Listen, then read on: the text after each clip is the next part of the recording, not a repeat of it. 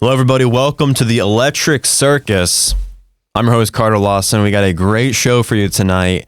Interviewing someone near and dear to me, some might say a day one. And before that by about 9 months and some, Crystal Lawson, host of True Crime Broads podcast. Welcome to the Electric Circus. It's good to have you here. Carter, thank you so much for having me. I'm excited. I know. I'm really glad we're doing this. I've been meaning to do this for, I guess, years now. I had to catch up with the podcasting game. I had to start mine.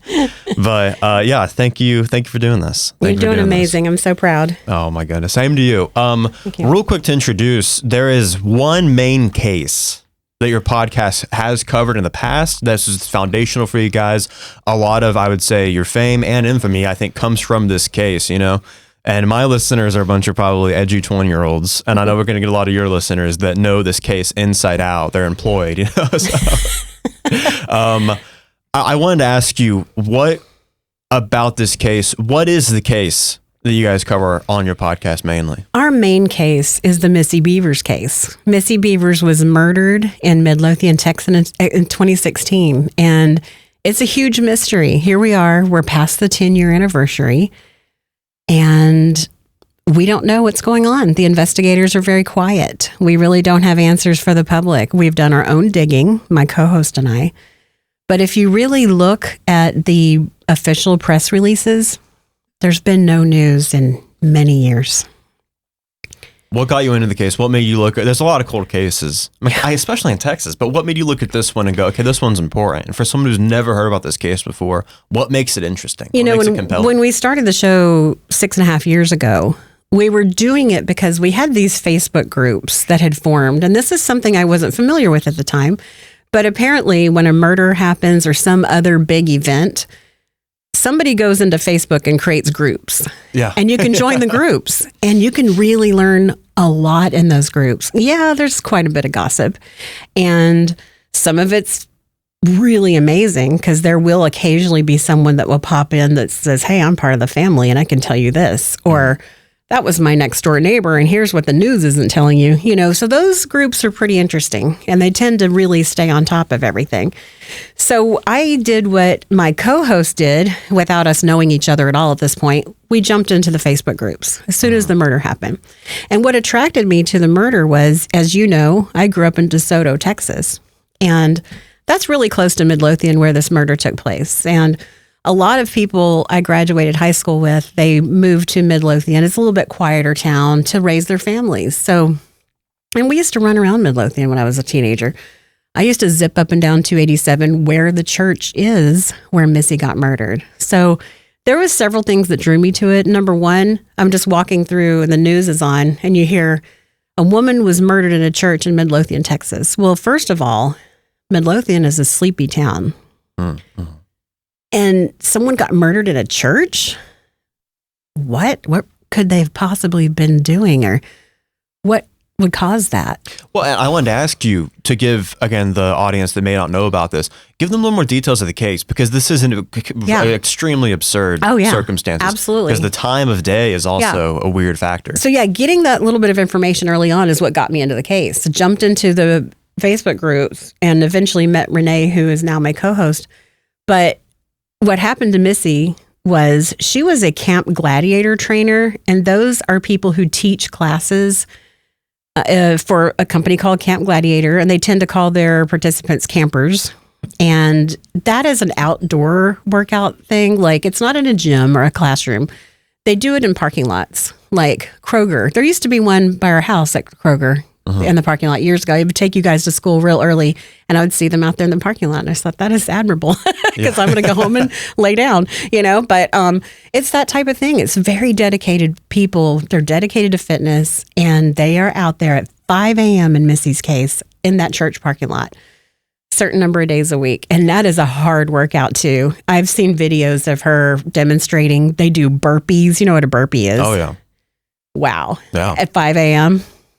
Now, how old was she? This was 2016. Yeah. How old was she? She was 45. Okay. And her 3 daughters, this is something else that drew me to the case, are the same age as you guys. You're the same age as her middle daughter. Rhett is the same age as her youngest daughter. My younger brother, Rhett. Yes. And your older sister, Maria, is the same age as Missy's oldest daughter. Just wild coincidence there. Well, and you're about the same age as Missy. Absolutely. We're very, very close in age, just months apart. And so the whole thing just really absorbed me. So we have the area, we have the insanity of what happened, getting murdered, walking into a church, and we'll go over that here in a minute. But the other thing that drew me to it was getting to know my co-host. She actually knew Missy. She had done an MLM type of thing, like Mary Kay or something like that. Yes.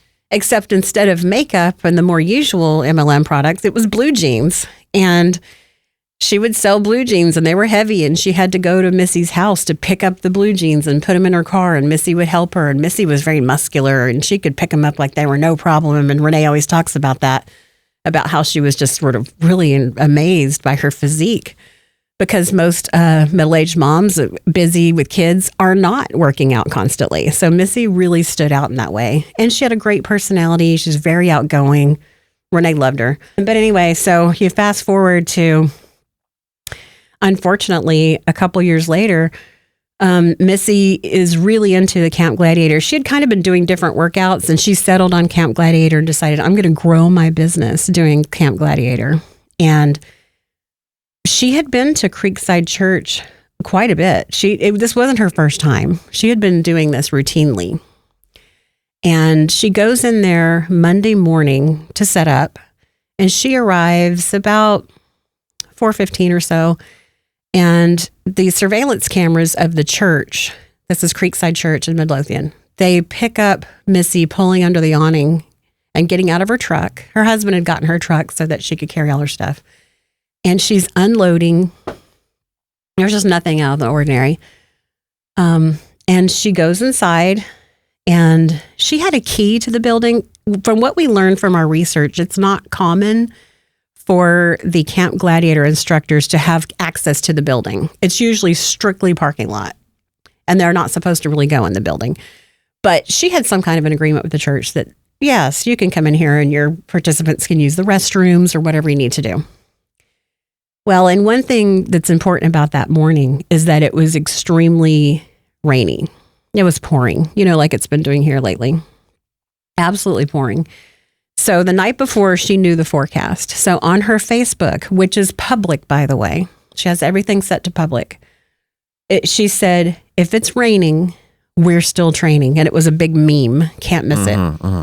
And then underneath the meme, she said, come on anyway. If it's pouring down rain, we will work out under the awning.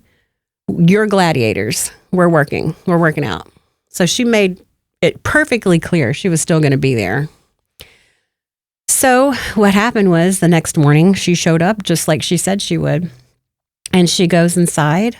And this part of the video is not released to the public, but if you watch interviews with the forensic podiatrist, Dr. Nuremberg, who's been working this case, he got to see parts and he did release it to the media. So I guess they told him that was okay. And he said, you can see Missy walk in the church. Okay, she's alone, right? It's quiet. She thinks she's alone. All of a sudden, she jerks her head.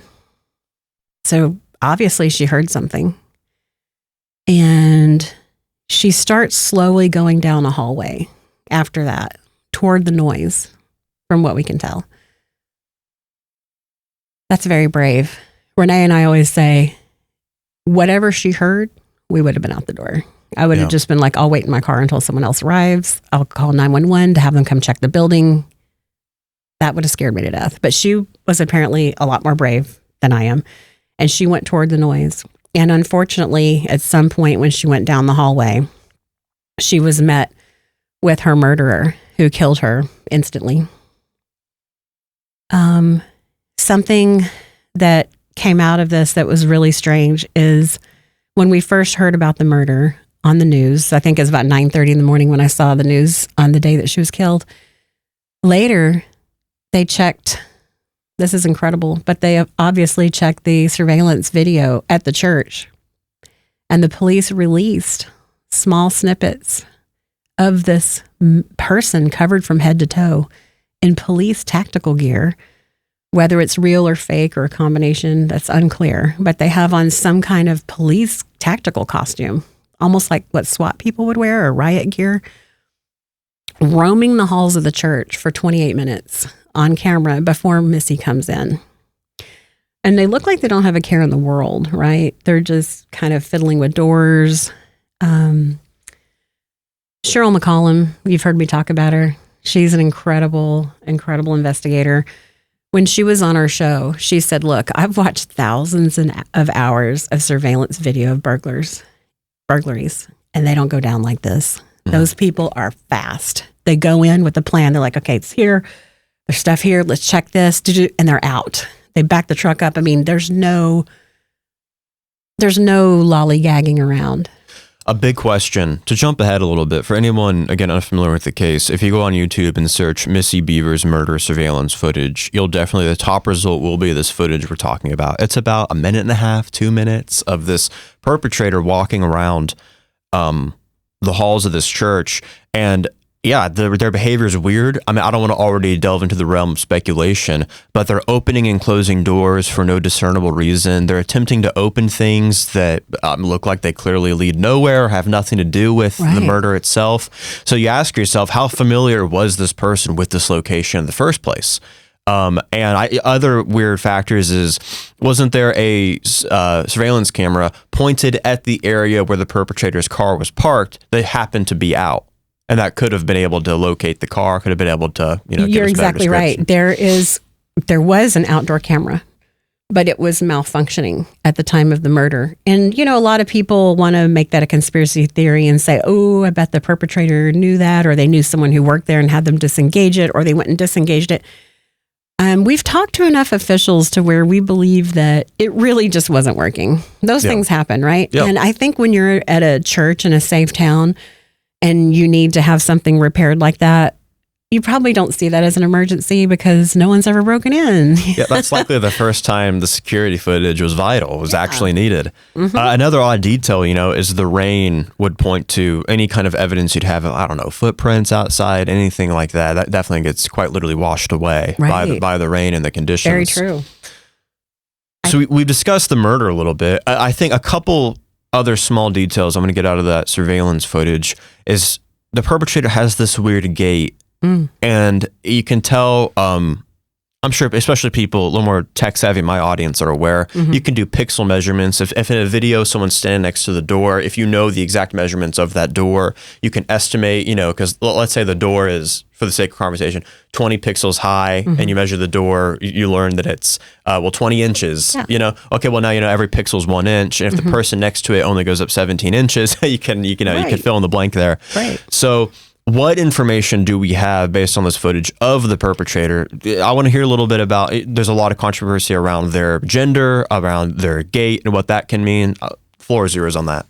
Yeah, it's just been really confusing, honestly. The police at the very beginning were using male pronouns. This is, we're talking a couple of days after the murder. They were still saying he walked in at this time. We think he did this. There's no evidence that he stole anything, right? And then just a couple of days after that, they said, Kevin Johnson, who was the assistant chief of police at the time, he's no longer on the force, but at the time he was sort of their spokesperson. And he said, we're backing off on those male pronouns. We are seeing that it's possible this could be a female perpetrator. In fact, we're seeing a feminine sway, were the words that the police used.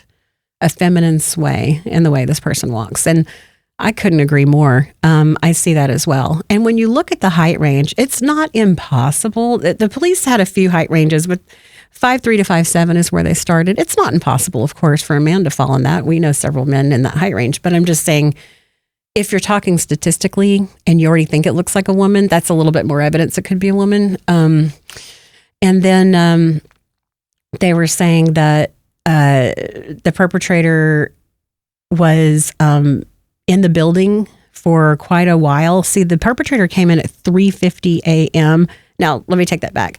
The perpetrator is first seen on camera at 3:50. So all the cameras that were used in that footage in the church, they're all motion activated. So the perpetrator had to get within a certain distance from those cameras to make them trip on.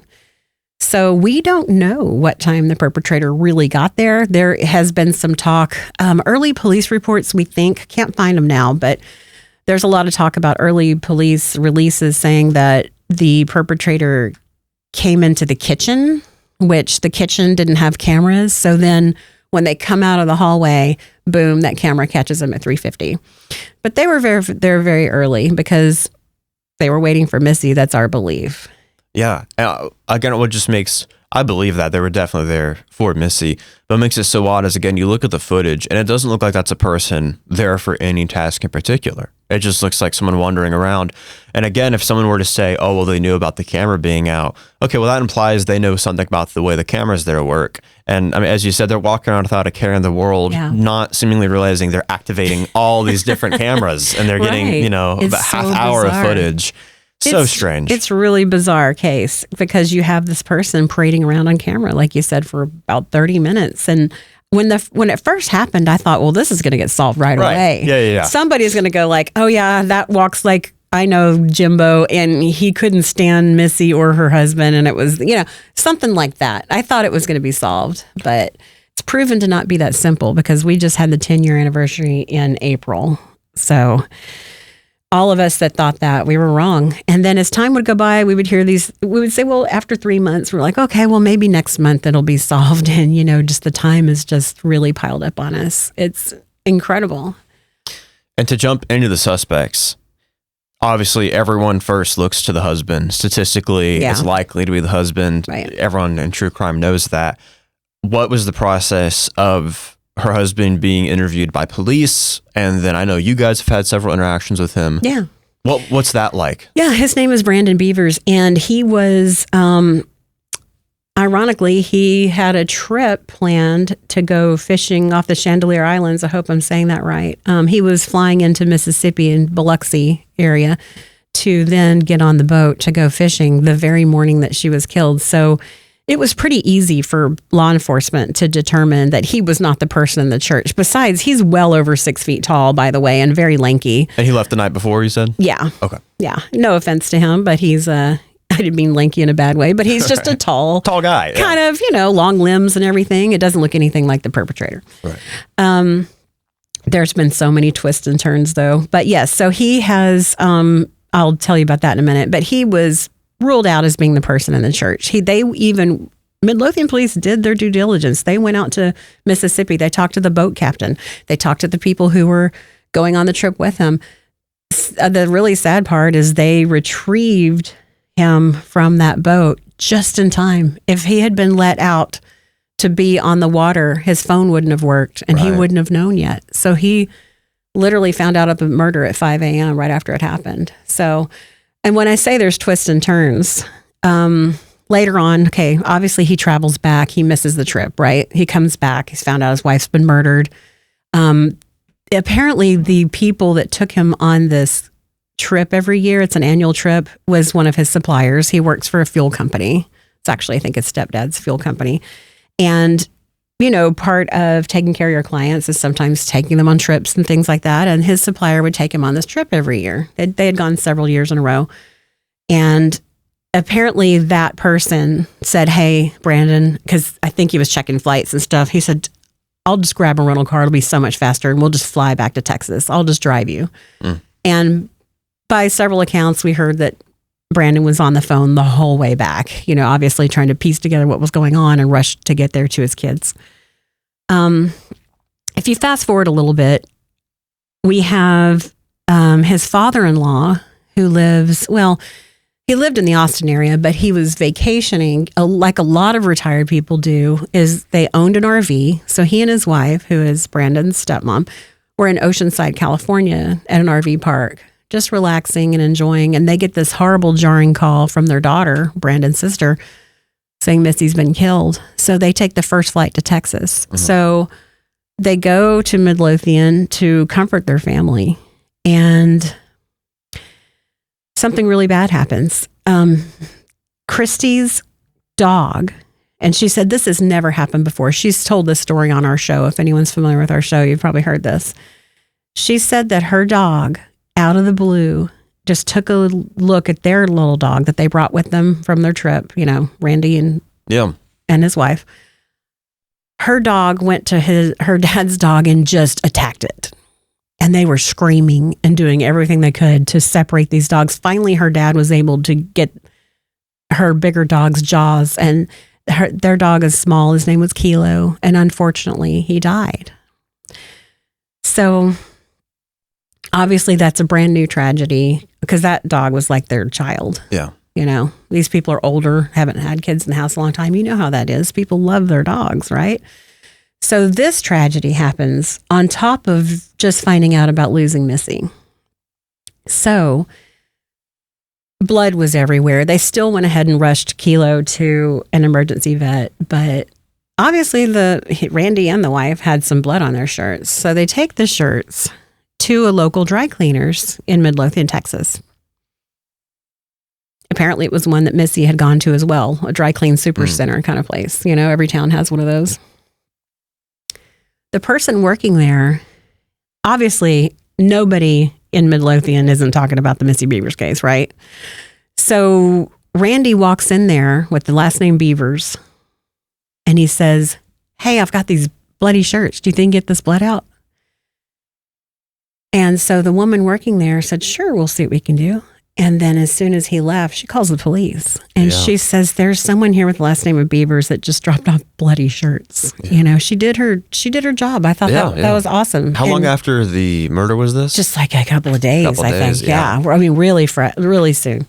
And there's a search warrant on this that we got a copy of. I mean, so the police did their due diligence, right? They went down, they grabbed the shirts, they got a search warrant for that, and they tested it. And the blood did indeed come back as canine blood. So the story was true. It was just another horrible distraction and horrible tragedy that came out of this. So, but the long-lasting thing that came out of this was Missy's father-in-law, who we've been talking about, that rushed from Oceanside, California, who was RVing with his wife. The sad part is that put him in the spotlight. Yeah. Because there was a news conference. And we go over this in detail on our show. I mean, it was a big deal. And Brandon had told us that one of his daughters called and said, "Hey, why is news helicopters are going over our house? What's going on?" He goes, "Okay, we got to go. We got to get ahead of this." So he rushes down and gets his dad, and they go to the police department thinking they're going to clear all this up about the dog blood. Unfortunately, they just sounded a little awkward and off and defensive. And everyone just thought, this proves that they're involved. Look at the way they're acting. And that's not fair. They're just not used to being on TV. You know what I mean? Yeah. And then at the end of the press conference, this is the clincher. Randy Bevers, the father-in-law, he turns around and the camera's still on him. And he kind of waddles with an odd gait back into the police department.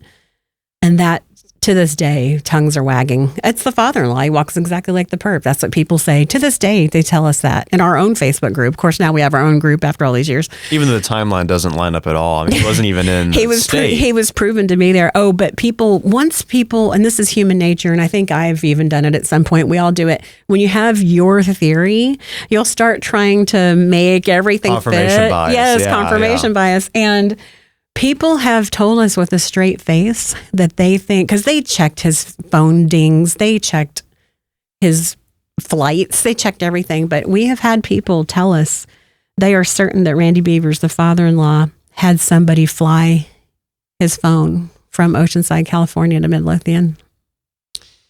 So he's a criminal genius. On top of everything We've got a lot of criminal masterminds here.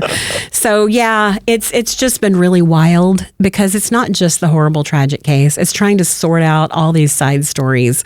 And who knows, maybe all murders have these crazy side stories, but I've followed true crime enough and reported on enough of them cases to say that I think this might just have the most weird side stories of, at least it's in the top 10. And everyone stick around. We're going to be diving into all of them. There's so many weird, it's such a labyrinth of strangeness, this whole case. But yes. Hopefully, I wanted to ask you where you come into this.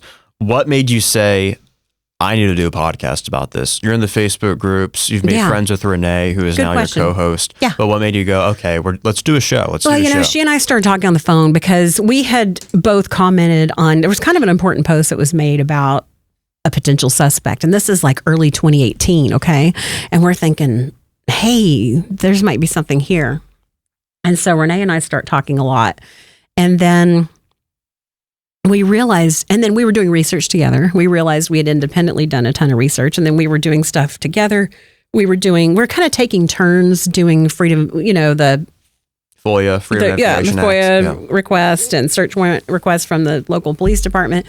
We were just trying to do everything we could to get real information, because the rumors at this point, as you can imagine, were flying, just flying. And we had heard so much misinformation about Randy Bevers flying his phone across the United States, and all kinds of wacky things like that were being said. And it was just time to really see what was going on.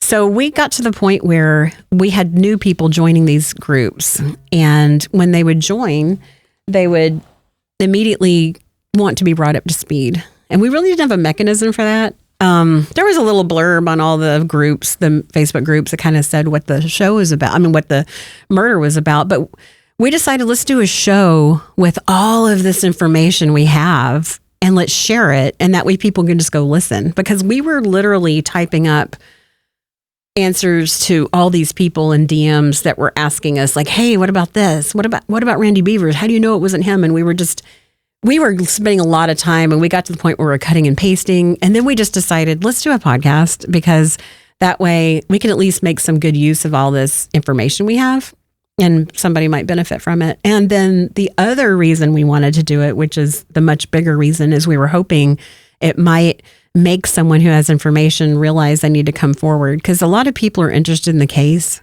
But every now and then we would talk to people who would say, wait, that hasn't been solved yet. We really wanted to get awareness out there and then hopefully reach the right person. And a lot of that has happened. We have had people say, hey, listen, I listened to your show and I know this guy who might know something. So I'm making sure he's listening to your show and he's going to contact you. Of course, we always put people in touch with the police. We don't want people giving us tips, unless there's been a handful of times where people are uncomfortable talking to the police. So we've kind of found a way to give them a soft introduction. And this is the area that, there's two branching paths I want to explore. One has been the success of the show in terms of viewership, which I'm going to brag on your behalf here. But you guys have amassed over 500,000 listens across all platforms the past couple of years. You guys have been on a ton of great podcasts. You guys have made a lot of great friends through that. Don't know if this is public, so I'm not going to say it, but you guys have been invited on the biggest crime show in the world. Hasn't happened yet, but we've been invited. I know. So it's just, you guys have really gone far beyond, I'm sure, what your ambitions were starting out. Oh, yeah. And then there's also the element of involvement in actually getting progress in the case being solved. And you guys are an essential part of that story. There's no telling in the Missy Bevers story, if hopefully we get a good into it, as in it being solved, right?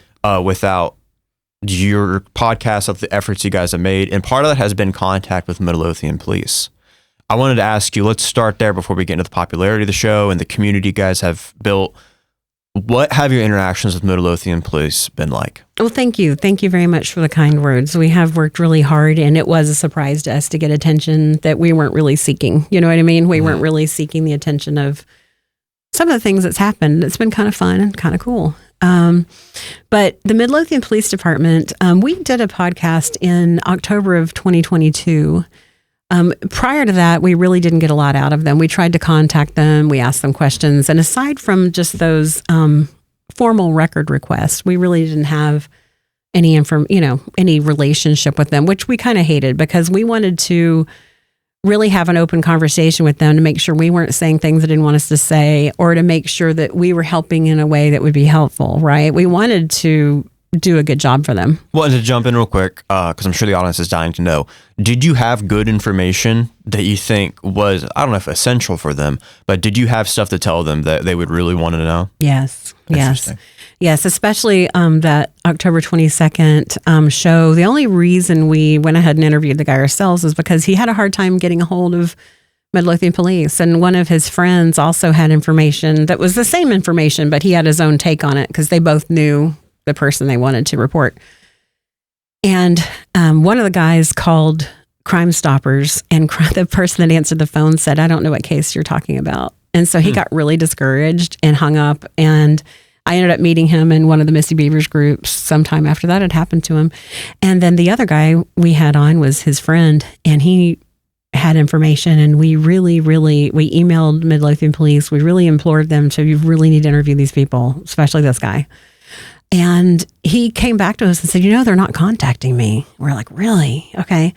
And so we asked Midlothian police again. So we just figured this information is probably going down the wrong path if they're not interested, or we don't know. But we ended up interviewing him on our show. And all of a sudden, we were very popular with Midlothian police. Mm-hmm. They called us. They asked us to come in for a meeting. And at the time, your little brother was younger, and I didn't want to leave him at home all day, because going to Midlothian from where we live is a day killer, right? Going there and back. Yeah. We don't live in that area anymore. Renee does. We don't. And I just asked if we could do it by Zoom, and they said that'd be fine. And so they weren't happy that we had interviewed that guy on our show. So I just told them the truth. I said, we would have never done it if we knew that, because we've tried many times to reach out to you, and I wish you would have let us know or interviewed him yourself. And one of them said, we just weren't ready right then. So I just, was it a mistake on our part? Maybe. We're rookies. I don't know. But we honestly felt like we did the right thing. We had contacted the police, not once, not twice, but I don't know. We have the email thread still. It was a lot of times, and we didn't get a response. So we went ahead and interviewed him. In retrospect, I don't know if that's, since nothing has come out of it, that's been many years now, I have to assume that we didn't ruin anything for the case. What's your relationship been like with Midlothian police kind of after that, since any interactions? I don't believe they really have a relationship with anyone in the media, so I'm not going to say it's better or worse. Right. They have one like a lead investigator that's really cool that has responded to each email I've sent. I've only sent a couple, but he's been very responsive. I said, hey, this person has a tip, and he wrote me right back. So he wasn't on the force back then, but he's been brought on since, and he's kind of in charge of the case. So that was refreshing and really nice. But honestly, I don't think they really love us. I think they'd rather us all shut up and let them work the case and get it solved. But after 10 years, you just kind of think, if we don't keep it alive, who is? Because I really feel like Renee and I had a role in why there's been some updates last couple of years.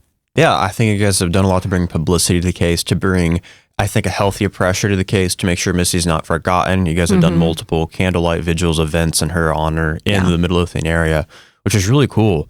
But yeah, I mean, if you go on any Reddit forum, Facebook group, or YouTube amateur deep dive, you're going to see people bring up not being happy with Midlothian police and the way they've been handling this. Yeah. Do you think those criticisms are well placed? Do you think they're placed in the right place? I mean, They've been so secretive, I would have no idea. I think that they are working the case, because I've pulled the public records often enough that I can see there has been some motion. There's been some activity. But they obviously have made it very clear they don't like talking to the public, because they have not been updating the public. And I think that we hear from a lot of locals, people who live in Midlothian, Texas, or like Renee is just 5 minutes from the church, even though she's technically in Waxahachie. People want to know that this homicidal maniac is locked up, or at least that they're watching this person.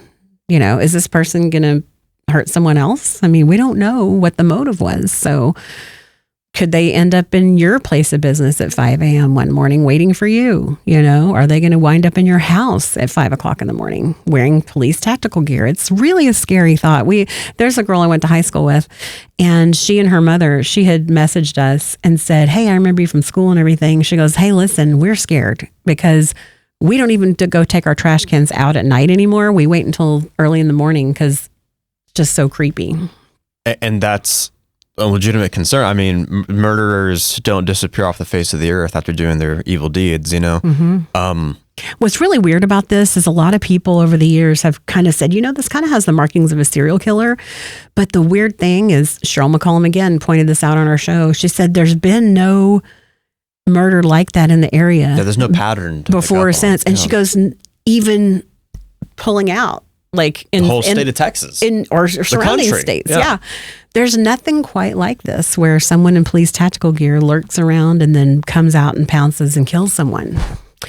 So it's very, very, very mysterious to this day. And honestly, we didn't know. We were signing up for 10 years when we got into this, and we're still talking about it. And a lot of people say, well, is your podcast going to end when there's an arrest, when it's solved? And no way. We're going to be there to cover the trial, the plea deal, whatever happens, because that's going to be, frankly, the best part. Right? We've been speculating for years with no real information other than the little bit we can glean from search warrants and things like that. But they've been very secretive. The 911 call is still sealed to this day. The autopsy report still sealed to this day. We were working with Bill Deere before he passed away. Mm-hmm. He actually got Renee and me licensed to be private security because he wanted us to work for him, and unfortunately passed away right after that happened. But he was working really hard to get a copy of the autopsy. He said, if I can get them to release that to me, I can solve it. So unfortunately he passed away before he could do any of that. But it's just so interesting that it's so secretive. And there's public speculation as to why. Oh, it's because they made so many mistakes, or, oh, it's just they just don't want, someone to accidentally screw up the case. Or it gets really conspiratorial. People online will say, oh, someone involved with the murder has a relationship or had an affair with someone at the police department. Right. People get really out there. Oh, sure. Well, I wanted to ask, like I was saying earlier, murderers don't just vanish off the face of the earth. Yeah. So I want to talk about what has happened since the murder, and that's where you get some of the wild characters we've been talking about. Tell us a little bit about Blizzard of Oz. Blizzard of Oz. And how that connects. Let me tell you something. That's actually a really good local band, by the way. I'm going to go ahead and do a plug. Well, what is it? Blizzard of Oz is a tribute band for Ozzy Osbourne and Black Sabbath. Now, going into this, I did not know really the difference between a tribute band and a cover band. You know how you go out at night and there's some band on the stage, they're wearing like plain clothes or whatever, and they'll do like an Eagles song, and then they'll do like a Styx song, and then they'll do like a Harry Styles song, and they're just there to entertain. No, ma'am, that is not what a tribute band does. They dress up, they become the artist, and they're the artist the whole evening. I mean, when Blizzard of Oz is on stage, they're doing Black Sabbath or Ozzy. You're not going to hear like a Rod Stewart song thrown in or anything. They're there to do that. And it's pretty incredible. You went to the Kiss one, but you didn't go to Blizzard of Oz. You should have. Rhett went to that one. It was a lot of fun, and it was so good. And I was so surprised. It was incredible. They're great from what I've seen. Yeah. They're incredible. Yeah, they're unbelievable. Yeah, they're on YouTube. If you want to check it out. How does this possibly tie in to the murder of a... There's so many wild things that tie into this murder. I can't. When this becomes a movie or a made-for-TV movie or anything, a Dateline, it's going to have to be several parts. I mean, just to cover all this stuff. Yeah. So anyway, so Blizzard of Oz, how does that, the interview I was telling you about that we did in October, November of 2022, he felt like he had some good information, and that was the person we ended up interviewing because he was interesting. I wasn't going to let that go. If police weren't interested in him, Renee and I said, let's just go ahead and interview him. What's the harm, right? I guess the police were smart, though. When I said they called that Zoom meeting with us, they didn't tell us to take the episode down. They never said that once. I guess they know that the First Amendment exists, right? That'd be a huge issue, yeah. Yeah, but they danced around it. They were saying stuff like, well, it really hurt my ability. One of the guys said, it hurt my ability to do a couple things. I needed to do some things before I can interview him, and da-da-da. It didn't make sense because it was so vague. So the last thing we want to support the police, obviously. The last thing we want to do is be the idiots that screwed something up. But, so I don't know. Maybe we should take that episode down. I have no idea. Have you listened to it? No. Okay. We've discussed a million times the revelations that have come. I want you to listen to it, and then you can give me your opinion. I'll just say, to hash this out on air, no, you should keep it up. I mean, if the police are not happy that you did that interview, I mean, there's of course the thing that they should have done it first. And two, I mean, the information is the information. I mean, what? And I'm not here to say that I stand behind what he says. I'm the hostess. Right. You hear an interview. I was interviewing. I don't know if what he's saying is true. He just wanted to speak his piece very badly. Well, and the question for police, if I give him a truth serum, I understand a lot of this has to remain confidential, is I would say, well, what question did you not ask Crystal, host of True Crime Broads, that they would have asked? You know what I mean? Because if they are, oh man, it's part of the investigation, that kind of messed up our ability to ask him questions. What questions? I have no idea. What suspect are they looking at, et cetera? He said that he had something to do before he could interview him, and this messed it up. And because Renee, point I'm getting at is this. But he's not a lead investigator. They had a couple of investigators that were just working the case, and I'm not even sure they're still both working it. I don't think one of them is. It was a lady. She was really nice, and then this other guy. This wasn't like their top investigators that they had talked to us. They were working the case at that time. I don't think they are anymore. Yeah, I was going to say that the whole him pointing at maybe you could take it down sounds like a bit of a bluff to get you to choose to take it down. Because again, if they ordered you or directed you or strongly suggest you should take it down, I mean, you can go to the media with that. You could take legal action. Well, that would be kind of a mess if you were to make a big deal out of it. But you know what? If it was something, if they just would have been clear with us, like, hey, this is going to ruin the case, we would have taken it down. That is literally the last thing we want to do is ruin this case, right? That's not what we're doing all this work for, so we can mess it up. Well, I want to ask you the question, and this goes into more of how exactly do the bandmates of Blizzard of Oz connect to this, is what possible information could they have that would quote unquote ruin the case? Very good question. The Blizzard of Oz singer, the Ozzy character, his ex-bass player had a girlfriend that whole group of people, when I say, they called it the Dallas music scene, but when I think of Dallas music scene, I think more of like Deep Ellum. They meant the DFW tribute band scene. And apparently there was a rumor going around that scene based on some things that bass player had potentially said that led them to think that his girlfriend might have been involved in the case. She might have actually been the killer, you know? So we really thought it was important for the police to talk to him. What did that conversation look like? Hey, I think my ex-girlfriend or girlfriend killed somebody. Actually, it was his bass player. So the bass player himself. Exactly. I said the bass player. Yeah. Like, how did the Blizzard of Oz member that you talked to recount that conversation? You know, he does it on our show, and he's pretty blunt about it. I'm trying to remember because it's been 4 years, but he said something like, I guess what I'm asking, was there any doubt in the guy's mind? He seemed pretty convinced. Did that bass player say it because the girlfriend just straight up told him, I did this, or did he put the pieces together? That is foggy because it's second and third hand information. So I'm hesitant to say anything like that because it's he said, she said, you know, I don't know. Right. I don't really know. But apparently the bass player had let a couple people in that circle know that, you know, my girlfriend killed Missy Bevers. You know, that's interesting because that bass player was dating this woman at the time. Correct. That says a lot because it's one thing to say, oh, my ex-girlfriend killed somebody. Okay, whatever, man. But to say my girlfriend's a murderer. You make an excellent point. And you're with them. That's very interesting. Yeah. So who is this woman? You can see why we were attracted to this. 100%. Now, here's something else interesting. The reason that we met the Ozzy Osbourne guy is because I had met the Paul Stanley from Kiss guy. He had made a post this is before we had a Facebook group. There was the biggest one at the time was called Who Killed Missy Bevers. And he made a post in there just out of the blue. His name is Christopher Paul. Hope it's okay I say this on here, Christopher, but I guess he's been on our show. So. Right. He makes this post and it says, he described who he thought did it. And it was a woman who was married to a police officer, and I just went, wow, because honestly, it's who Renee and I had been thinking. I mean, it fit who we thought, but we've never met this fella. So I sent him a DM and I said, hey, do you mind if I ask you, I said, we have a podcast about the Missy Bevers case, and I promise not to share your information with anyone, but do you mind telling me who you think did it? Well, he blurted out the name immediately, and I said, that's incredible, because that's who we think did it. And that really blew his mind. He brought it up on when he was a guest on our show. He goes, you know, we're from completely different walks of life. As far as we know, we don't even have any mutual friends, and we both came to the same conclusion. Well, it seems that this gentleman came to the conclusion through firsthand experience, firsthand rumors he was being told to his face. Yeah. How did you come to this conclusion? He met her. See, I had never met her. Can we talk about who this is?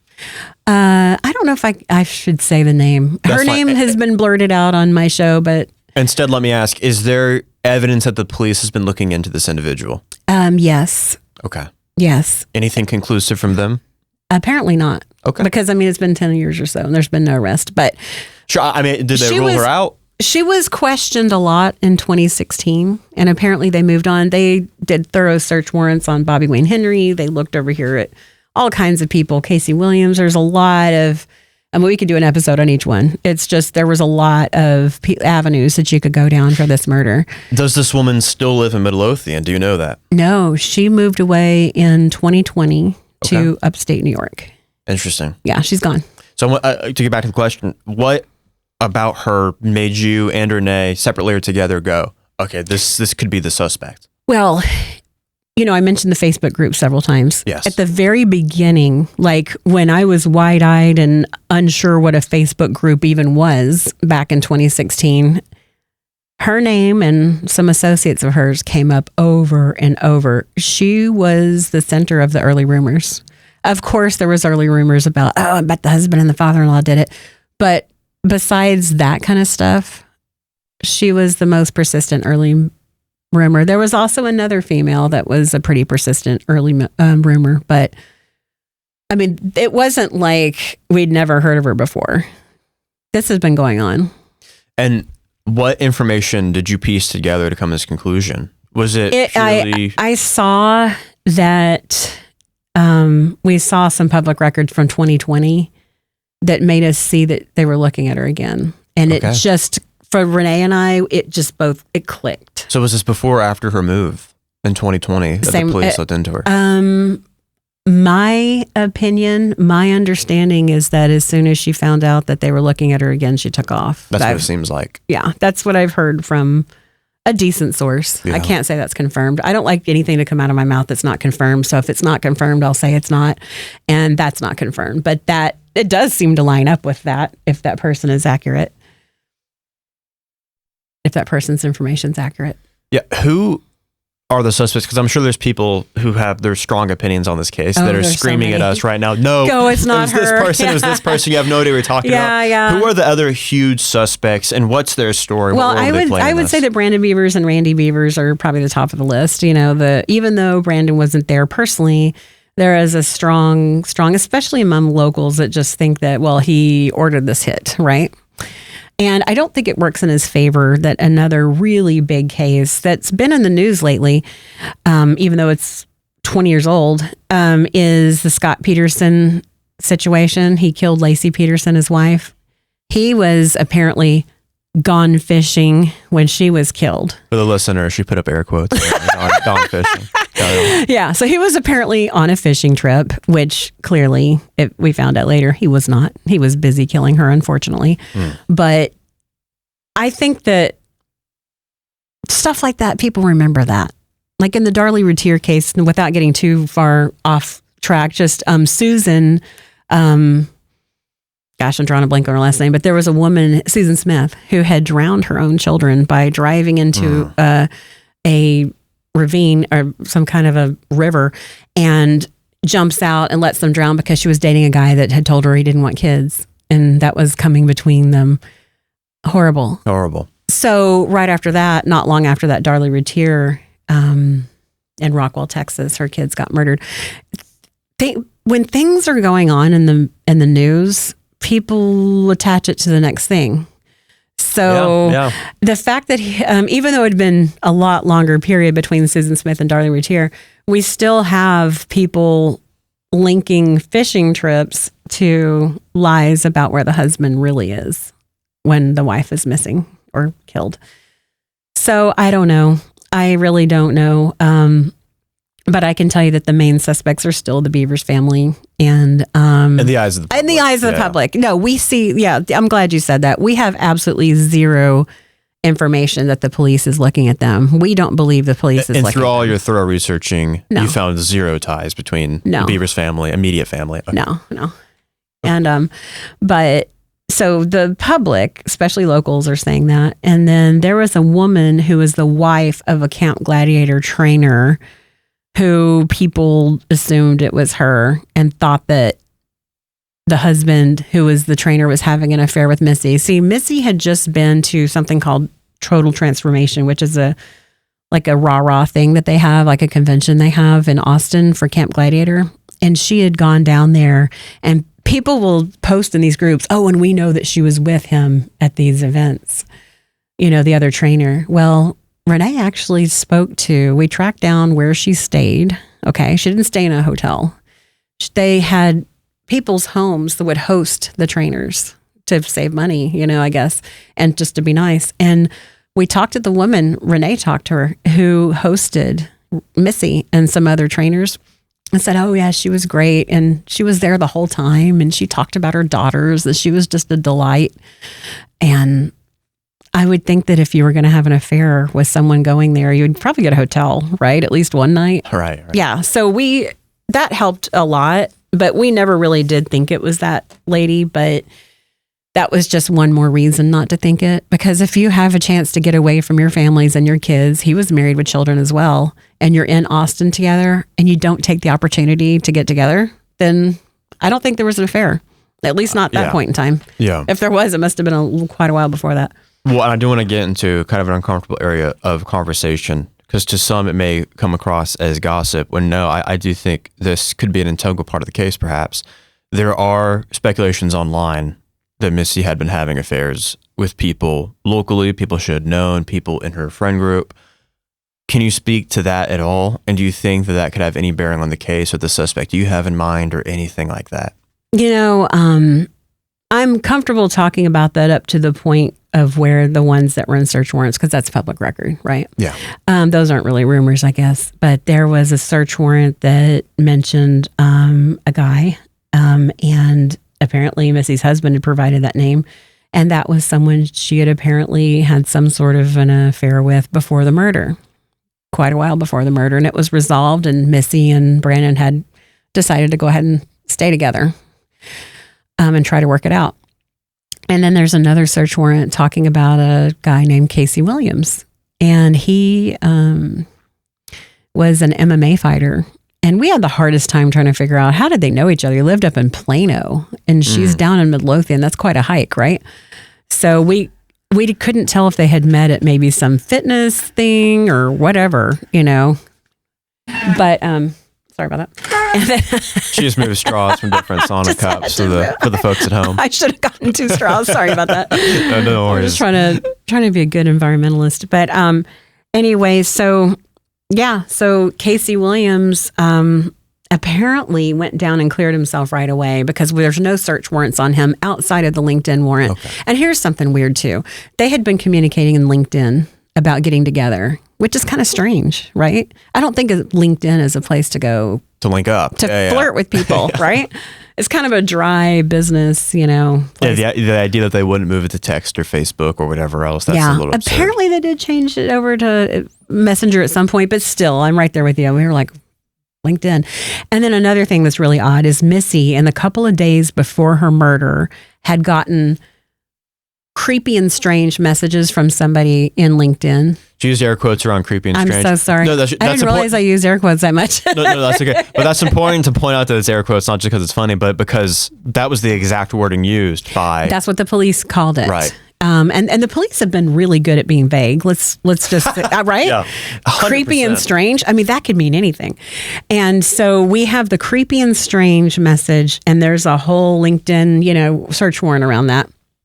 They never found out who sent them, but Missy had showed them to a friend when she got them. We have to assume that she was at the total transformation thing just based on the timing, because she did that and came home late Saturday night, and then late Sunday night into Monday morning, she was killed. So we assume she was at total transformation, but she showed it to a friend. She goes, look at this message.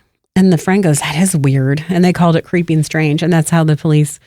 how the police learned that there was a conversation where Missy showed that to the friend. The friend went to the police. I was just about to get to that. Sorry, I was moving too slow. Very good. Well, that's interesting because, I mean, there's been a million spam texts we all get that are weird and eerie. So for something to be that weird, that the friend, maybe she's just trying to be a good friend, trying to be vigilant, but that's remarkable. Well, literally. And the friend thought about that when she found out her friend had been murdered. She goes, oh my gosh, she had showed me a weird message she got.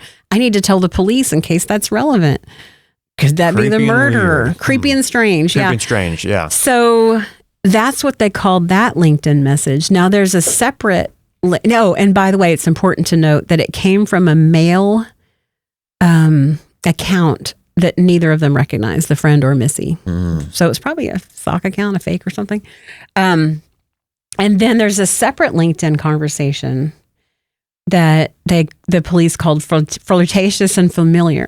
That can mean anything. Right. That can mean like, hey, you look nice today, or that could be sexting. Like, we don't know. Sure, yeah. Like, what is it? There's flirtatious and familiar can mean a lot of things. But I at least find that to be a little more direct than creepy and strange. Because creepy and strange, well, the first word I want to clarify is, does that mean threatening? yeah. You know, because creepy and strange is, I don't know, I saw you at the supermarket today. Or I'm watching you. Yeah. Like that, okay, that's creepy and strange. But if it's like, I'd love to see your head smash into a wall. I don't want to speculate. Yeah, but, you know, yeah, like that, yeah, okay, that's threatening. That's beyond creepy and strange. Exactly. That's weird. Exactly. Well, here's something else is the other thread I'm talking about from LinkedIn. It caused a lot of confusion especially and with us too at the beginning, is because you've got search warrants on LinkedIn. It's easy to think, okay, those are the same person. Like, LinkedIn is such an unusual place to communicate. Whoever creepy and strange guy was, that's got to be the same guy she was having the flirtation. It wasn't. It was definitely proven to be different. And then we found out later that Missy was having multiple conversations in LinkedIn. Apparently she was using that to network and talk to people a lot like people use Facebook Messenger, you know? It just wasn't familiar to Renee and me because that's not what we use LinkedIn for. So it took us a while to kind of get up to speed on that part of it because it didn't make sense. But so there was two separate issues that the police were looking into, the creepy and strange and who is that person? And then you've got the flirtatious and familiar, which they had identified he was using his real account. And that was definitely a guy that she was either seeing or was making plans to see. Okay. And Renee ended up talking to his wife too. Do we know, I am asking this for a specific reason. Do we know just how many extramarital relationships she was getting involved with? Because I say that because if it was just one, okay, well, now you have a suspect. Yeah. But if there was, I don't know, a dozen, then that's just, you know. That's a really good question. We've heard all kinds of stuff, but I don't have any confirmation on anyone except the one that we knew about that happened way before the murder. I say like maybe 2015, and it got resolved, and she and her husband decided to stay together and work through it. And then we've got the Casey Williams flirtatious and familiar thread that apparently Renee talked to his wife and she was going to be on our show, but she backed out the last second. So we used the notes from Renee's conversation and just sort of If I may ask, recreated why did she back out? Did she just not want the media attention? I don't know. I think she just flaked out. We sent her money too and she kept it and didn't show up for the thing. So I guess we got scammed. But because we usually don't pay people, but she was saying, oh my gosh, she called us, she messaged us and said, I'm on the side of the road. I need a tire. I really need help. And I felt bad for her. I said, okay, we'll send you the money for being on our show. Wow. That's something we'll do. And she disappeared on us. But anyway, she apologized later. But yeah, listen to this. This is really sad. How she found out that her husband was potentially having an affair with Missy was the news reporters came and were setting up tripods in her front yard, rang the doorbell. She answers the door. What's going on here? And then they said, hey, is Casey Williams here? This is right after the murder. And she's like, no, he's at work. May I help you? So then she calls him at work and he goes, yeah, they're here too. I'm on my way home. So. Wow. This was local media? Yeah. Wow. Yeah. That's crazy. That's a horrible way to find out. I know. You mentioned the name Bobby Wayne Henry. Yeah. A little bit ago. He's one that I know early on in the case you had your eyes on a lot. I did, yeah. What made you so convinced, and then what talked you out of it? Bobby Wayne Henry was an interesting character. Speaking of public records, there are a lot on him. He's done a lot of crazy things and gotten away with a lot. He was a police officer for many years, different departments, jumped around quite a bit, it looked like. So there's the tactical gear link already. Yeah, he was a tactical cop. At Lancaster Police. Lancaster's down by DeSoto. He had done a lot of things to women that just weren't good. You know, it's all in public records, but he had sexually assaulted his stepmother for one. Wow. Yeah, that's in public records. So I feel pretty safe saying that. He passed away a few years ago, by the way, from cancer. So how old was he? I can't remember, 60s. Okay. Late 60s maybe by then. But yeah, at the time that I thought that he might be the perpetrator, just everything just kind of fit. He had done a lot of violence against women. We didn't see any, to this day, any evidence that Missy was sexually assaulted, but I still just thought he's crazy, right? And if you look at the Bobby Wayne Henry search warrant that was done in December of 2016, it's very convincing. I know they're trying to convince the judge, hey, let us go search this person. Yeah. But it ends up being really convincing when you're reading it. And he admitted he had tactical gear, just like what the perp was wearing. He goes, yeah, I have that, but it's too small for me now. Because he's a big guy, probably bigger than when he used to wear it.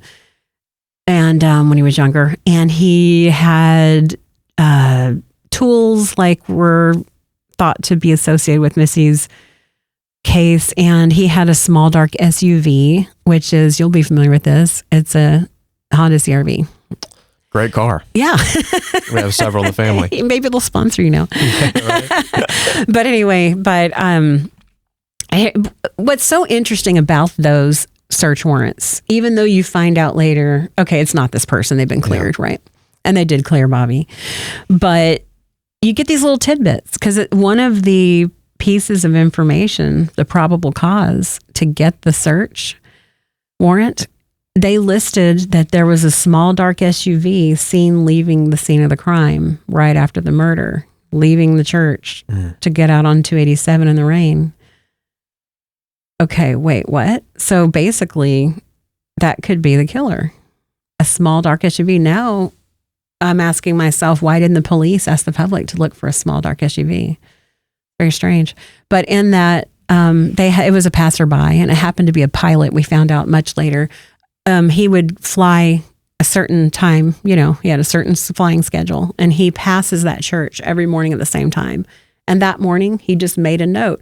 Oh, it's the first time I've ever seen anyone leaving the church at 4:30 in the morning. That's interesting. Then he moved on. He found out about the murder and he goes, oh my gosh, that's important. So he called the police, and we heard that the police wanted to have him hypnotized to get more detail because no one's paying, unless you know a murder has happened, okay? If you're a guy driving by, focused on getting to work, you're not realizing you need to stare at that vehicle and try to get the plates, right? Yeah, the fact that he remembered is remarkable. Remarkable. And it's still questionable. You know what I mean? Because it's like, okay, well, maybe, couldn't have been a minivan, had to be, anything. Could have been a larger dark SUV, right. yeah. Because it is raining too. It's still dark outside a little bit at 4:30, yeah. So he called that in. But that little piece of information has never been shared anywhere else. They've never shared it publicly, the police, and it's never been in any other warrant. So the small dark SUV I've always found very intriguing. Mm-hmm. So with Bobby Wayne Henry, though, he ended up getting cleared. He is way too tall. He is huge. And I don't think Renee will mind me saying this. I didn't say it. She never wanted me to say it back when he was alive, but he's passed away since then, and we don't feel quite as scared. But he's huge. She was standing behind him, I think at PetSmart in line. She goes, hey, I'm about to send you pictures. So she quietly took his picture from behind. Huge. He looks like the Abominable Snowman. I mean, he's like the shoulders, the height. He was towering over everyone. He's obviously like at least 6'1" or so. Yeah, and that the one piece of tangible evidence we have is the footage. Yeah. And if that doesn't match, it doesn't match. Hey, it's just, and you know what? Even if you don't look at the different height ranges we've gotten from MPD, the first time we went to the church was on our way home from CrimeCon in 2021 when it was in Austin. And we drove home and we timed it that Sunday morning so that we would arrive when service was going on, because they don't let people just come wander the church because it's obviously a public spectacle and they know that, and they don't just let people come on in, we're going to do a tour. That's not what they're there for. Well, one thing we haven't brought up yet is what's interesting is the church. I didn't understand this until I walked it myself. It's just off the highway. And so a lot of big. people, it's not big. So a lot of people who claim this is a random act, I mean, that's utterly absurd. We can jump into that. But I mean, that's what makes it, I guess, somewhat believable. Is there something jarring about right off the highway, you have this little cute church? Well, when we went inside, I had Renee, that Dutch door, that split door. Yeah, you'll see in the footage, the perpetrator's playing with the split door, Dutch door. It opens and they kind of pop their head back like that. Like, ooh, I wasn't expecting it not to be a full door kind of thing. It's bizarre, yeah. Well, what happened was I said to Renee, please go over to the Dutch door and open it. I wanted to see where that would hit her, right? In comparison to the perpetrator. And it was almost identical. And Renee is 5'2.5". Like I tower over her, and you know how short I am. So I thought that's so interesting because we know for a fact, I know people have long limbs. Some people have short torsos, long torsos. I know that doesn't necessarily mean that the perp is 5'2" and a half. It just means that that person is probably within a few inches of Definitely her not height. 6 foot. Definitely not 6'2" or whatever Bobby Wayne Henry is, 6'1", whatever. And it's a smaller person. And it hit Renee. That door hit her in the same place around the abdomen that it hit the perp. So, yes, like you said, I'm willing to bet that that's not a 6-footer. Well, I mean, so I got to go off track a second ago, but I think this will bring us back. Well, one thing about Bobby Wayne Henry that we do know, this guy's a crooked cop, and if anybody had access to clean, pristine tactical gear, which is what it looked like was used in the murder, it would be him. Mm-hmm. Do you see there perhaps even being a connection there? No, not anymore. I think that was a wacky mishap. The other things in the search warrant were things like he had volunteered to work her memorial service, not her funeral, but her memorial service. We found out later it wasn't quite like that. He was on the church security team at Avenue Church, which is a few miles down the road in Waxahachie, and they sometimes borrow their security team. So it does look creepy. There is footage of him walking around outside working security at her memorial service. Mm. And you know what they say about perpetrators like to go back to the crime and like to go to it's a weird fascination. They like to go to they like to go to the candlelight services and the funerals just to see what they did, and how it's affecting people. That was one reason that made me think it was him. But in the fullness of time, it's definitely not him. Renee jumped off the Bobby Wayne Henry train before I did because she knew how big he was. She had seen him in Walmart a few times and around town, but I was still hanging on to it because it just seemed like such a good fit. But when she sent me that picture from PetSmart and I saw how he was dwarfing everyone else, I was like, okay, I'm done. I'm finally done. It's really interesting when you look at cases like this, where it's just such a strange puzzle.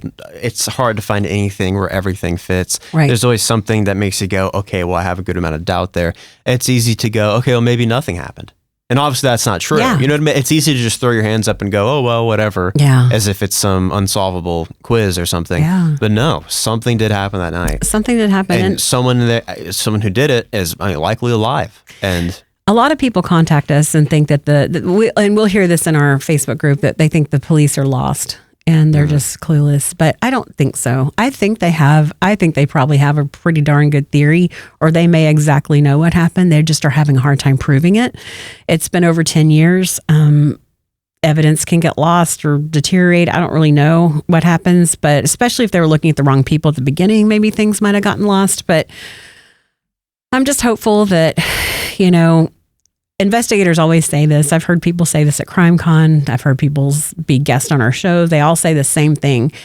With this amount of time, things change. Relationships change. Somebody that you were loyal to in 2016, you may be perfectly fine with turning them in 2026. That's true. People get divorced. Things change. So I guess at this point, that's all we can hope for, is that someone who has information will come forward. Because I think the police have said they think that's what's going to solve this, is someone coming forward that has that. Kevin Johnson, I talked about earlier, who used to be on the force, he said, we're looking for that vital piece of information. And we know someone's got it. Have the police rejected offers of help from state level law enforcement investigators and federal? That's what we heard at the beginning and I'll say it was a very reliable source because it was a close relative of Missy's. And we were told that they did reject the Texas Rangers pretty early on. Texas Rangers are working the case again. I think there's only one, but hey, that's awesome. Because I was going to say that does sound like a bit of a contradiction if you're like, man, we have everything except for this evidence.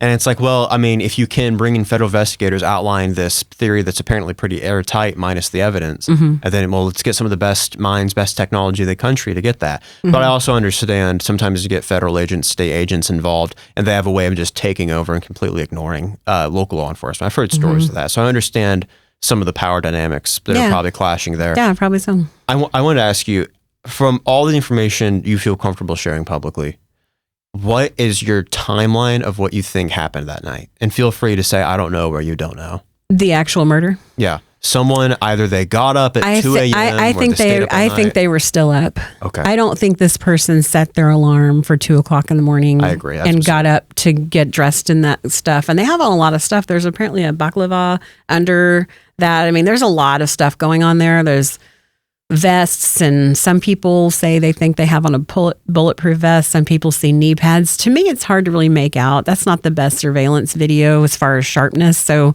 I'm open to anything, but apparently there's just a lot of stuff on that person. I'm comfortable saying that much. And the police early on kind of gave a rundown of what they have on. It's a lot of stuff, right? Yeah. So I don't really think that this person went to bed and then got up to do this. I think they were still up. And would I be surprised if this person had been doing a little bit of meth? No, because they seem pretty wide awake. You know, I just, I've seen people on drugs. I've seen cases where you've had footage of people on drugs, and the strange kind of the messing with the different things around the church during the surveillance footage you see. Nervous energy, yeah. To me, that's the kind of nervous energy, yet also strange calm you see out of somebody who's under the influence of, a hard drug. Simultaneously, they seem nervous and fidgety, but they also look like they don't have a care in the world. It's so strange. You and I have both taken ADHD medication. It's very similar. It's very similar. And you know how I remember at times feeling like there was like a motor that was pushing me. And one of the telltale signs is you can't help but fiddle with things. You know what I mean? Yeah. Like if you were to take something like Adderall or Vyvanse and you had no plans that day, you're going to clean the freaking bathroom and not even realize you did it. You know what I mean? So someone amped up on something, and those kind of ADHD medicines are slightly different variations of methamphetamine. Of course, yeah. That's entirely believable. Chemically, it's not that far apart. Yeah, that's entirely believable that they were just keyed up. And I have reasons to think that. There's been friends of hers who have reported to us that if it is that person, that she did that. Were there any interesting events going on the night before the murder? I'm talking 9 p.m. the night before. Yeah. If this is a big if, of course, but if it is that person that we've been talking about from the Blizzard of Oz scene, she did have a party at her house the night before. Okay. And so if it is her, then she, I guess, waited until her husband went to bed and got suited up and went over there. Who knows? Well, do you know if people at that party were involved? Because you got Brandon out of town. We know that for sure. He's on this trip. And what I was going to ask you is, did he take that trip because of some marital difficulties and he wanted some time alone? I don't think so. Because that's an interesting thing to do a trip alone like that. No. He wasn't the only one on the trip, though. It was like a group. Right. You know what I mean? But then you had mentioned it was also on behalf of his company. This was a routine thing. So, okay. I don't think that. Yeah. But, do you think it's plausible that if these people did have some connection to Brandon, they could have been in communication with him, and maybe he aired out some grievances, and that inspired one of them, perhaps this woman, to go kill? I don't want to get into pure speculation. Hey, but it's not a bad guess. I don't have any idea. I have zero, a zip on that. If I did, I would tell you. I honestly don't have any intel like that. Yeah. But people speculate about that all the time. Yeah. So yeah, it's something we didn't touch on, and I don't want hardcore followers of this case are going to notice it's missing. There was a gun store that unfortunately no longer exists because everyone thought it was a really cool one, called SWFA. Okay. And it was about a half a mile catty corner down the street from the church on 287. I think it's 0.6 of a mile. And there was a Nissan Altima seen around 2:30, and there's footage of it. You can see that on the Midlothian Police Department's YouTube as well. Circling around in the rain, and hard to tell what they're doing, but it got labeled as a suspicious vehicle, and SWFA released it because they thought, hey, this is just a couple hours before the murder. This might be relevant. And then some people think that was the killer because they were scoping things out to see if maybe if you go try to break in, is there an alarm? Is there a silent alarm? Maybe they're looking to see if police came. I don't know. I have no idea if that car was involved or not. I can argue it both ways. I could see, of course, like everyone else, potential that it's involved, but I also question a couple of things. Like, everyone knows that a gun store has an incredible bank of amazing cameras. Like, they're the most highest. Why would you pick that? Like, why wouldn't you go to, there's a wedding venue across the street. That would have made more sense to go park there. And then you also see the person in the Nissan Altima picks a street light in the parking lot to park under.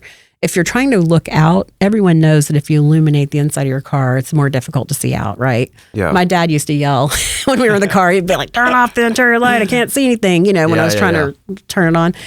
So, and then, and they're not facing the church in that spot. So they're parked in a spot under a street light with their back to the church. So I guess they're watching it through the side window. It's just, to me, there's a little too many mental gymnastics to get there for that to be the perpetrator or an accomplice. But it is definitely out there as a piece of evidence that the police has been coy about it. They have said, hey, we don't think this is the perp, but we think they might have seen something. We still want to talk to them.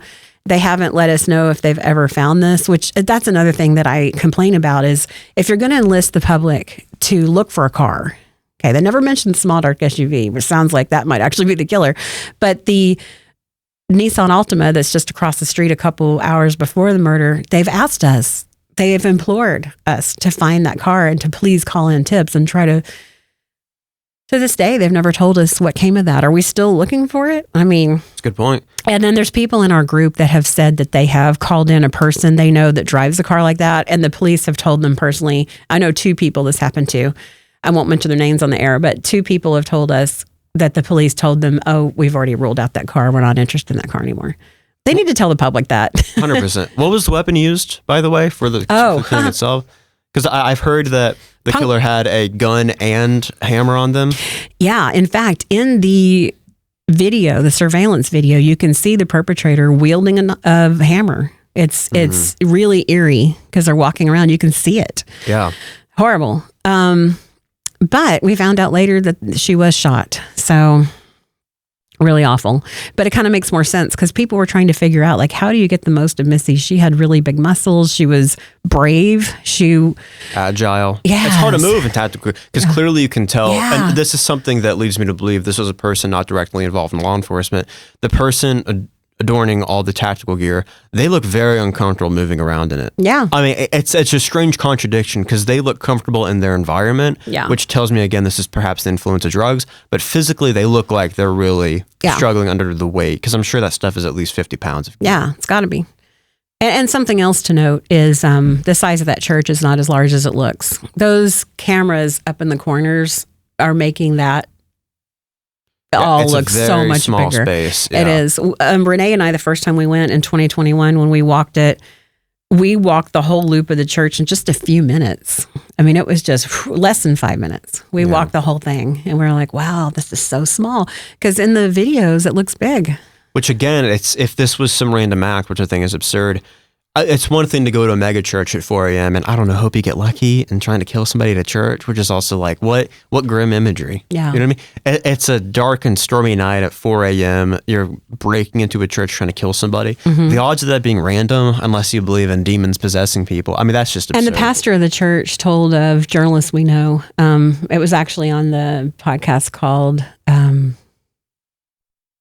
Unforgotten. And it was almost forgotten. But. It was forgotten just for a split second. But anyway, he said that, well, if they were there looking for tithes, we removed those from the premises immediately after the service, that day. They wouldn't have been there Monday morning. And he said, we've got some sound equipment, but it wouldn't be the kind that somebody would plan their day. Like, we got to go get it. But and nothing was taken. How did the murderer leave the building? Am I correct that they broke through a window? Yeah, apparently. Very weird behavior. Yeah, the police in that first press conference, and they've never said anything different. They said that they think that the perp broke glass, reached in and unlocked it, went in, and then in that same press conference, Captain Jack Spann said, because the reporters were asking the same kind of questions you are, said, do you have any footage of the perpetrator leaving, I guess is what they asked. And he said that they do have some footage of the perp leaving after the murder, going down the hallway, presumably to leave the way they came in. So they must have parked out there. But I've always wondered, why don't they show us that footage? Because, the perpetrator leaving is going to be a totally different kind of a way of walking than when you're lollygagging around and waiting. I would like to see, because you'd think they'd be hustling, they'd be booking it to get out of there because they just murdered someone. That's a whole different thing. And back to the gate you talked about, Renee and I have always thought that was probably a woman wearing her husband's shoes. Tied tight, might be affecting the gate. The police have since the beginning, they've been saying things like, that gate could have been temporary. Like maybe it was an injury, maybe from shoes that are too big. So I've seen less and less significance put on the gate. And also another thing about the gate is we have people calling us, and of course the police saying, you know what, my neighbor walks just like that. And it's like, well, what other evidence? I mean, a lot of people walk like that. Right. And you don't realize it until you start looking for it. And they said they've gotten calls as far away as Australia, you know? I mean, people think they see someone that really... I had someone come up to us at our last event, by the way, down at the park in Midlothian, and he came up to me and he said, I know exactly who did it. And I'm like, oh my gosh, you know? So he said he walks just like him. And I said, what's his connection to Missy? He said, there isn't any. And I was like, okay. I said, how do you know him? He used to work with me. Where does he live? It was too far away to be... And again, convenient. The strange gait of somebody along their day-to-day life and the gait of somebody with, like I said, 50 pounds of perhaps ill-fitting tactical gear. Yeah. Two It's going to be different. Things. You're right. That could be, anybody can maybe have a strange gait under those conditions that they're not used to. You know? Absolutely. Yeah. If you could snap your fingers and direct the police to investigate one thing and hand you back a report, what would it be? Ooh, I don't know if I can say it on the show, but I would. There's a person's house I would like them to go to. Is it the suspect you have in mind? Yeah. Okay. Yeah. There's some things I think that might need to be checked out. Have you ever felt, this is one of my last questions for you, have you ever felt like your life has been in danger? Because your line of work, I don't want to say, but your line of work requires you to be involved a lot physically in the community. It would not be hard to find, not to give anyone ideas, but it wouldn't be hard. And, you know, I mean, I don't feel very popular, that's for sure, like with certain people. I think that the lady who's been talked about a little bit on our show and in our group, she has sent us a message before. It said, stop stalking me. But the irony is that she sent that before anyone ever mentioned her on our show. So I'm not even sure where that came from. And this is your suspect. But yeah. I mean, someone I think probably did it. So yeah, no, the idea of her showing up at my house in the middle of the night in tactical gear has crossed my mind more than once. Yeah. Right. And so no, I don't know though. But like Renee always says, she's so right. This is the last time. Whoever killed Missy Bevers is probably knows that this would be a horrible time to try something again. They're being watched. They got incredibly lucky. You know, there's the phrase, you can't get that lucky again. There's the phrase, you know, don't attribute to genius what can be explained by incompetence. Yeah. And the showing up, parking in a spot that happened to not be in the way of a camera. Yeah. Walking in. And again, we don't know what is in that footage. Maybe there is something damning in that footage that we don't have, that the police have. Yeah, the police have not released everything. That's why they've been so quiet about that, is because they're running this whole parallel investigation they can't really talk about. Absolutely. That's so strange that 28 minutes total of footage, and we have 2 minutes of footage completely unrelated to any violence anymore. I understand them not wanting to show us any violence, but it's our understanding is the murder's not caught on video, but we kind of have a feeling that maybe the beginnings of it might have been some kind of tussle. Yeah, I don't know. I really don't know. I'm gonna make it clear that's unconfirmed. But the police have always stood behind the fact that the murder's not on video. And I believe that showed up in a search warrant where they said Missy and the perp are never seen again. And those are sworn affidavits. So when I read something in a search warrant, I don't think that's police posturing at all, because if they get caught lying in a search warrant or misleading in a search warrant, then all the evidence would get thrown out.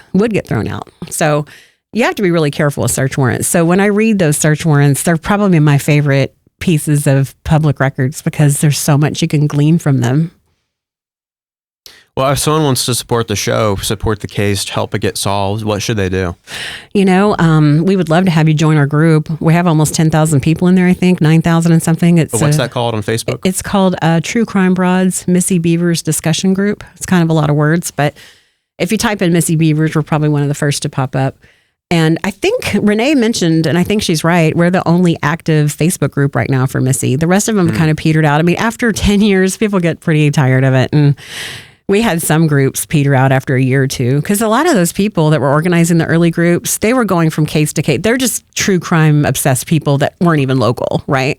And if something's not getting solved, they're like, and it doesn't look like it's going to get solved, they moved on to other cases. So, but us being local, we've got ours still up and running. I think we've had it for as long as we've had the podcast, so 6.5 years now. And as a final note, I was going to ask, how can people support the show? But before I even say that, what's the origins of the name True Crime Broads? We were trying to think of a name for the podcast when you were talking about how we came to decide to do one. And Renee had something I'd never thought of before. She Googled or something and found a podcast name generator. I've never even heard of that.